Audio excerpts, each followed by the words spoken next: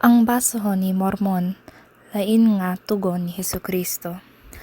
Ang basohon ni Mormon, usa ka asoy nga sinala pinaagi sa kamot ni Mormon, diha sa mga palid, kinuha gikan sa mga palid ni Nephi. Busa, kini mao ang usa ka minubog nga asoy sa talaan sa mga katawhan ni Nephi, ug ingon man sa mga Lamanite.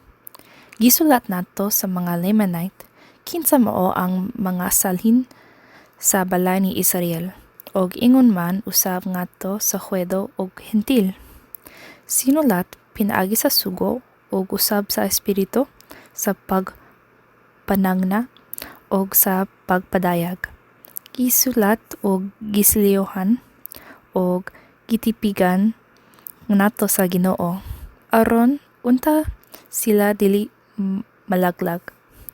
Mungtuha pinaagi sa gasa ug sa guhom sa Dios nato sa paghubad niini. Sinilyohan sa kamot ni Mormonay ug gitipigan ngadto sa Ginoo. Mutungan sa tukma nga hikayon pinaagi sa Hentil.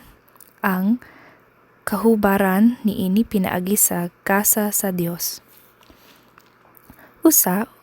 Usab ka minubo nga asoy nga kinuha gikan sa basohon ni Ether, nga mao ang usa ka talaan sa mga katawhan ni Herod, kinsa nagkatibulaag sa diha nga gilibog sa Ginoo ang pinulongan sa mga katawhan, samtang sila mitukod sa tore aron pagkabot sa langit.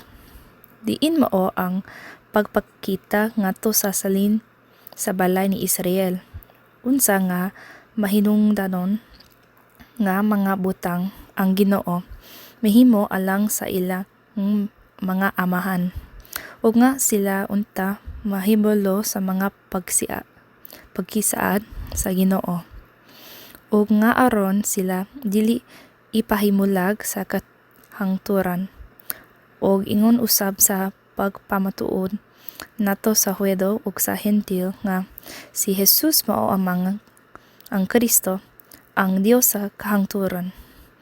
Nagpila sa iyang kaugalingon ngadto sa tanan nga mga nasud. O karon, kon adunay mga kasaypanan, kini mao ang mga sayop sa mga tawo. Busa, ayaw ipanghimayarat ang mga butang sa Dios, nga kamo unta makapalagan nga walay lamas sa hukmanan ni Kristo. Orihina nga hubad gikan sa mga palid nato sa Ingles, pinaagi ni Joseph Smith Jr. Unang Ingles nga edisyon gimantala dito sa Palmyra, New York, TBA sa 1830.